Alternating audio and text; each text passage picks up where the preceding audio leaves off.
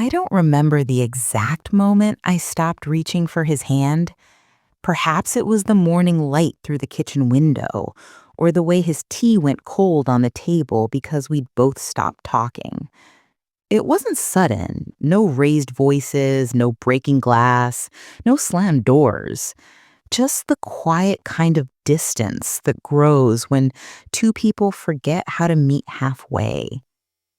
Thomas and I had been married for 45 years. We'd shared everything: laughter, children, heartbreak, the small joys of everyday life. But somewhere between all that living, we stopped truly seeing each other. I noticed it one evening. He sat in his armchair by the fire, newspapers spread open like a wall between us. I watched the glow of the flames flicker across his face, the same face I once thought I could never live without.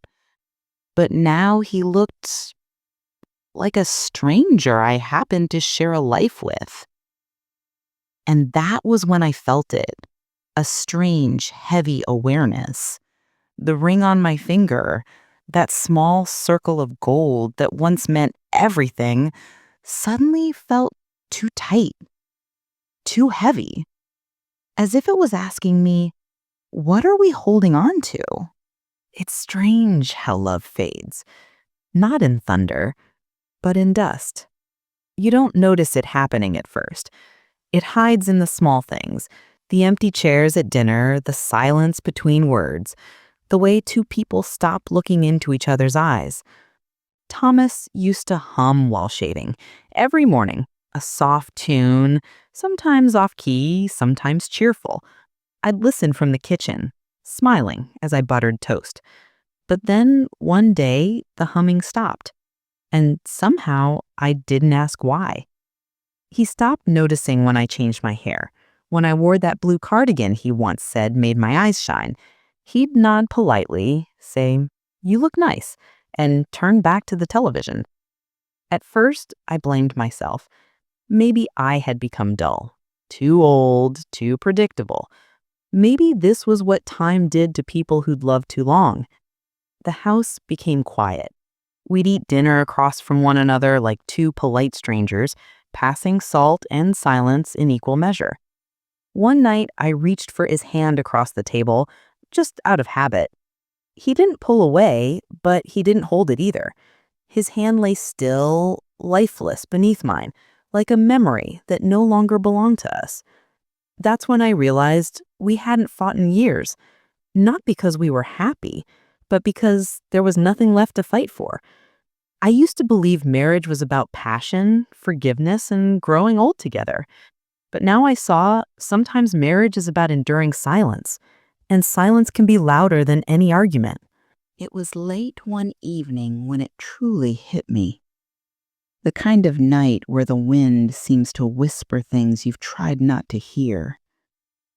I'd made shepherd's pie, Thomas's favorite, the way I always had. He barely looked up from his plate. No thank you, no smile, just the clinking of his fork and the low murmur of the television behind him. And that's when I noticed his wedding ring. Dull, scratched, no longer shining. Just like mine. For years, I'd worn it like armor, a symbol of love, promise, and everything we'd built together. But that night, it felt heavy, as if it carried every unspoken word, every missed glance, every lonely dinner. After he went upstairs, I stayed at the table. The candles had burned low, and their light trembled across the silverware like nervous hands. I remember staring down at my own ring and whispering, "When did you stop meaning something?" There was no answer, of course. Just the soft hum of the fridge and the faint ticking of the clock above me. The next morning, I watched him leave for work. He didn't kiss me goodbye. He hadn't in years. But this time, I didn't watch from the window. I didn't wave. I simply sat there, holding my cup of tea, and wondered if he would even notice if I were gone. That evening, I went to the drawer where we kept old letters. I found one from our wedding day, the vows he'd written in his careful, slanted handwriting. I will always see you. I will always hear you. I will always choose you. I ran my fingers over those words until they blurred with my tears. Maybe that's what love does, I thought. Maybe it fades until it becomes a memory, written in ink that time slowly erases. That night, I took off my wedding ring.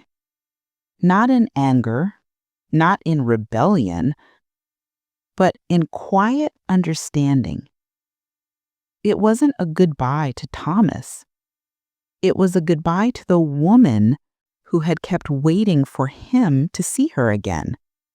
It's strange, really, how peace doesn't come with a bang, but with a whisper. A few months after I took the ring off, I moved into this little cottage, the one with the ivy crawling up the walls. The mornings here smell of damp soil and lavender, and for the first time in years, I wake up to silence that feels gentle, not lonely. I make tea, feed the birds, and write letters I never send. Sometimes I even hum, something I'd forgotten I used to do. Thomas still calls once in a while. He asks if I'm all right. I tell him yes, and I truly mean it. It's not bitterness that fills me now, it's clarity. I understand that love can change its shape. Sometimes it softens into memory. Sometimes it dissolves into forgiveness. Anne asked me the other day, "Do you miss him?" I smiled. I told her, "You don't stop missing someone you once built a life with.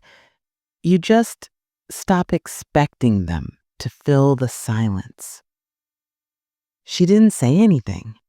She just took my hand, the way she used to when she was little. And in that touch, I realized something I never had before.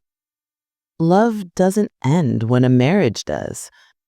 It just finds a quieter home in your own heart.